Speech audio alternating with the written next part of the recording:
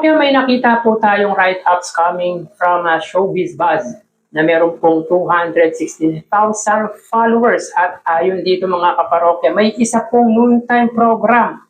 Take note mga kaparokya, noontime program ang di umano'y unfair yung treatment sa mga host nito.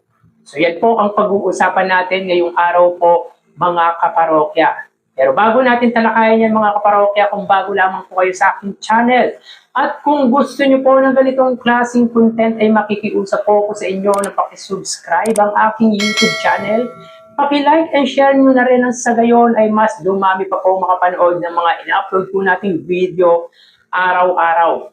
Maraming salamat po at sobrang na-appreciate ko po kayo mga kaparokya. By the way, ako nga po pala si Mervin, ang tao sa likod ng YouTube channel na Kaparokya TV. Kamusta kayo mga kaparokya? Naway nasa mabuting kalagayan po kayo habang pinapanood niyo po ang video ko nito. So ngayon po ay araw ng Huwebes mga kaparokya, Huwebes Santo, April 2, 2026. At ang pag-uusapan po natin ngayong araw ay patungkol sa nakala po nating information regarding sa isang noontime program mga kaparokya na di umano'y unfair daw yung treatment nito sa kanilang mga host.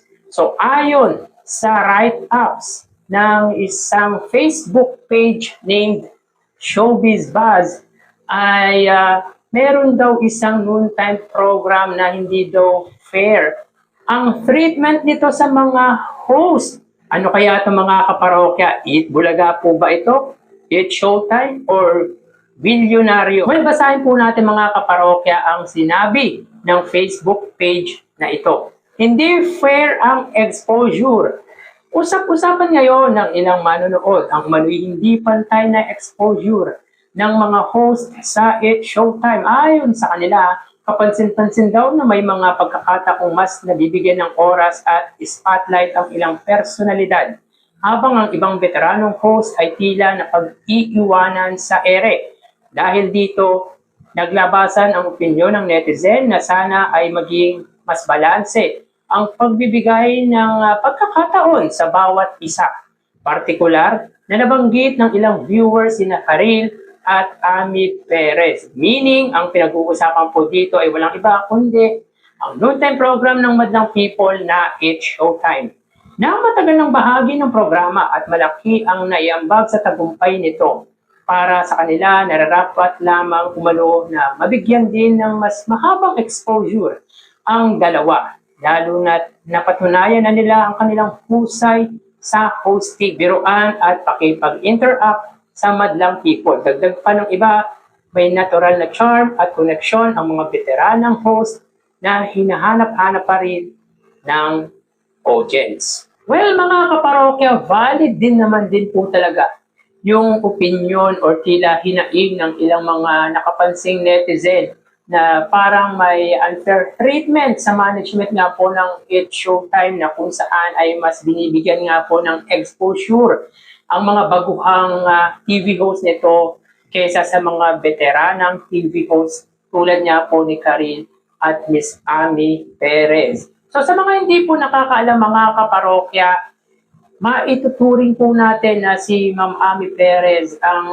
living legend pagdating sa mga female TV hosts when it comes sa noontime program. Naging bahagi din po ito ng Eat Bulaga nung time na nasa ABS-CBN pa po ang noontime program ng legendary trio. At di lang po yan mga kaparokya, naging parte din po siya ng noontime program ng ABS-CBN na MTV or Magandang Tanghali Bayan at kung ano-ano pa pong noontime program ng ABS-CBN. At ngayon nga po ay It's Showtime, kaya maituturing po natin ang living legend when it comes sa noontime program ang female host na si Ami Perez. But again, wala po tayong magagawa kung yan nga po ang desisyon ng management ng ABS-CBN. Baka nami-misinterpret lang din po natin or ng mga netizen yung tila sinasabi nilang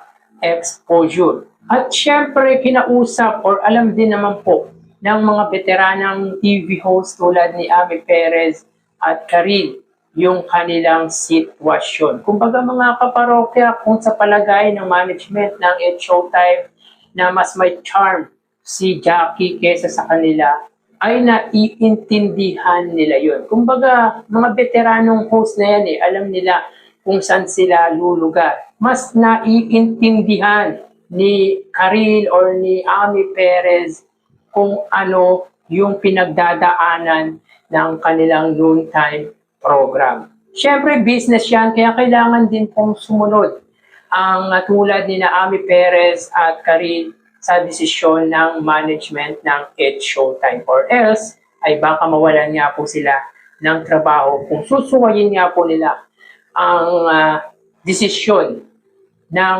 nakatataas. Yan po ay sa aking palagay lamang, pero po pwedeng nami-misinterpret lamang po ng mga netizen ang napapanood or nakikita po nila sa tila unfair treatment ng management ng It's Showtime. Pero dito mga kaparokya, makikita mo talaga na parang pressure ang It's Showtime sa katapat na programa nitong Eat Bulaga. Kasi isipin mo, mas pipiliin mo yung bagong TV host kesa sa mga veteranong TV host. Kumbaga, pagdating sa mga advices ay mas hamak na mas malawak po ang kaalaman ni Ami Perez or ni Miss Karil or yung mga veteranang TV host ng It's Showtime kesa kay Jackie Gonzaga or sino man pong mga bagong TV host ng nasabing noontime program. No offense po kay Jackie Gonzaga, pero sa aking palagay ay mas malawak nga po ang kaalaman ng mga veteranang TV host nga po na ito. Pwede mo bang i-host or iharap si Jackie Gonzaga kapag foreigner na ang kausap, kapag formal na ang mga kausap? Mas prefer ng mga noontime program yung kayang makipag-communicate sa mga formal na tao, sa mga banyaga o sabihin natin yung mga nagiging guest ng kanilang noontime program. At wala po tayong magagawa dyan dahil alam naman din po natin na bata-bata nga po ni Vice Ganda si Jackie Gonzaga, dahilan kung bakit mas exposed nga po si Jackie kesa kina Ami Perez at Karil. So dito may kita natin mga kaparokya yung kaibahan ng approach ng It's Showtime at ng Eat Bulaga. Sa Eat Bulaga mga kaparokya, no pressure.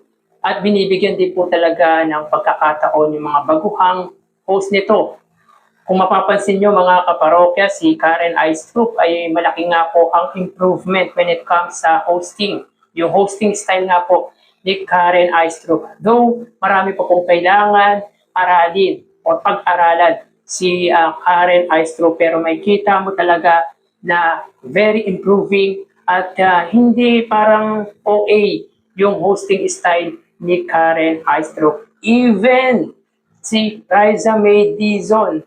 Kumbaga mga kaparokya, yung maliliit ay talagang binibigyan ng chance ng Eat Bulaga. At makikita mo na very organized nga po ang management ng Eat Bulaga. Sa tulong nga po yan ng iconic trio. Walang favoritism dito mga kaparokya sa Eat Bulaga. Sa kanila ay pantay ang trato pagdating sa mga TV host. Well, baka na misinterpret lamang po yan ng netizen.